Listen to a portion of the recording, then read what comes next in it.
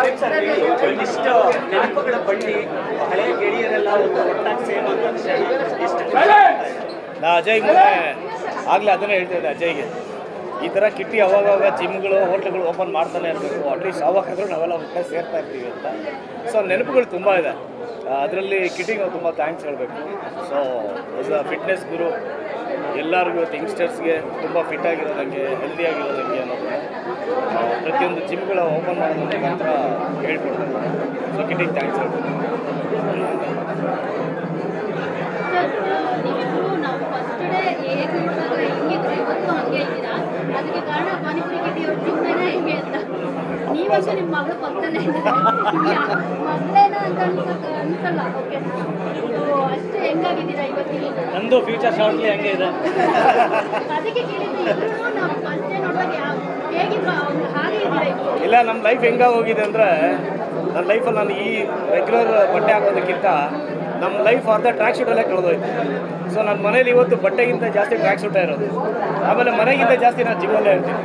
So ಯಾರೇ ಬಂದು phone in ಮಾಡಿದ್ರು ಎಲ್ಲಿ ಅಂದರೆ ಜಿಮ್ಮಿಗೆ ಬನ್ನಿಯಪ್ಪ ಅಂತ ಹೇಳಿ ಅರ್ಧ ದಿನ ನಾವು ಫುಲ್ ಜಿಮ್ಮಲ್ಲೇ ಕಳೀತಾ ಇರ್ತೀವಿ. ಆ್ಯಂಡ್ ಈಗ ಹೊಸ ಸೇರ್ಪಡೆ ನನ್ನ ಮಗಳು ಸಹ ಜಿಮ್ಮಿಗೆ ಜಾಯ್ನ್ ಆಗಿದ್ದಾರೆ. ಸೊ ಎಂಟೈರ್ ಫ್ಯಾಮಿಲಿ ಆಲ್ಮೋಸ್ಟ್ ಜಿಮ್ಮಲ್ಲೇ ಇರ್ತೀವಿ. ಈಗಿನ ಯಂಗ್ ಜನ್ರೇಷನ್ಗೆ ಅಂದರೆ ಪ್ಯಾಕ್ಸ್ ಮಾಡ್ಕೊಳ್ಳೋದಕ್ಕೆ ತುಂಬ ಬೇರೆ ಬೇರೆ ರೀತಿಯಾದಂಥ ಮಾರ್ಗ ಅನುಸರಿಸ್ತಾರೆ. ಅಂಥವ್ರಿಗೆ ಏನಾದ್ರು ಕಿವಿ ಮಾತು ಹೇಳ್ತೀರಾ? ಸರ್ ಪ್ಯಾಕ್ಸ್ ಅಂದರೆ ಪ್ಯಾಕ್ಸ್ ಬಂದು ನಾವು ವರ್ಕೌಟ್ ಮಾಡೋದಕ್ಕಿಂತ ಜಾಸ್ತಿ packs are made by kitchen ಅಂತ ನಾನು ಹೇಳೋದಕ್ಕೆ ಇಷ್ಟಪಡ್ತೀನಿ. ಅದು ಯಾವತ್ತು ನಾವು ಎಷ್ಟು ಡಯಟಲ್ಲಿರ್ತೀವಿ, ಎಷ್ಟು ಫಾಸ್ಟಿಂಗಲ್ಲಿರ್ತೀವಿ, ಯಾವ ರೀತಿ ಡಿಸಿಪ್ಲಿನ್ ಲೈಫ್ ನಾವು ಅನುಸರಿಸ್ತೀವಿ, ಅದ್ರ ಮೇಲೆ ಪ್ಯಾಕ್ಸ್ ಡಿಪೆಂಡ್ ಆಗುತ್ತೆ.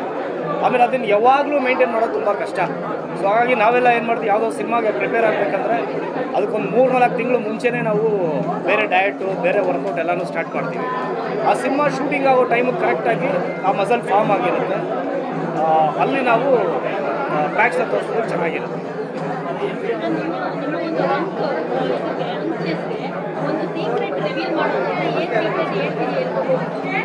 ಏನಿಲ್ಲ, ಖುಷಿಯಾಗಿರೋದು ನನ್ನ ಸೀಕ್ರೆಟ್.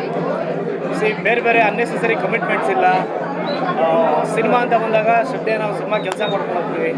ಅದಿಲ್ಲದೆ ಇರಾಗ ಫ್ಯಾಮಿಲಿ ಜೊತೆಲಿ, ಫ್ರೆಂಡ್ಸ್ ಜೊತೆಯಲ್ಲಿ ಎಲ್ಲ ಆರಾಮಾಗಿ ಏನು ಟೆನ್ಷನ್ ಮಾಡ್ಕೊಳ್ತೀರಾ, ನೆಗೆಟಿವ್ ಮೈಂಡ್ ಸೆಟ್ ಹೋಗ್ತೀರಾ, ತುಂಬ ಪಾಸಿಟಿವ್ ಆಗಿ ಯಾವಾಗಲೂ ಖುಷಿಯಾಗಿರ್ತೀವಿ. ಅದು ಮೇಯ್ನ್ ರೀಸನ್ ಅಂತ ಹೇಳ್ತೀವಿ.